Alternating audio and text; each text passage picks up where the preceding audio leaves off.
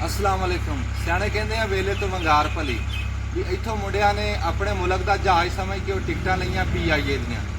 इतों गए 5 दिन हो गए, लाहौर जाके बैठे हैं, अगे जहाज ही नहीं उड़ता। पहला 20 तरीक की टिकट सी, फिर कहते जी 25 को जावांगे, 25 तो हूँ कहते 4 तरीक को जावांगे।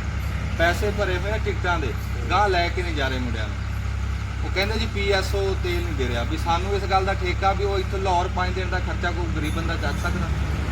तुसी जो लोगों को खज्जल खराब कर रहे हैं, ਜਿਹੜੇ ਬੰਦਿਆਂ ने अपनी हर शय ਵੇਚ ਵਟਾ के मसे वीजे लए हैं, वो उन्होंने दुगना खर्चा कराता भी उन्होंने तो यह सोचा सी भी यार साढ़े मुल्क के जहाज आ भी चलो मुल्क को फायदा हो भी उन्होंने यही गलती है भी उन्होंने PIA का टिकट क्यों लिया भी 6-6 दिन हो गए, कोई 10-10 दिन हो गए, भी 410 के फ्लैटा लेट हुई।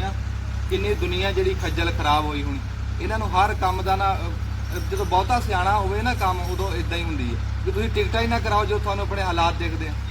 साढ़े ना पिंड इत्थे एक बंदा सी, वो पैंचर लांदा, पैंचर ला के ना तो कहता सी मोटरसाइकिल के लियाओ चाबी है कि मैं चैक करा भी तू ये इंजन किया भी लाया तो पैंचर आ। एक दिन चैक करने गया, रेड़ी च वज्जा, लत्तां ते डालियां।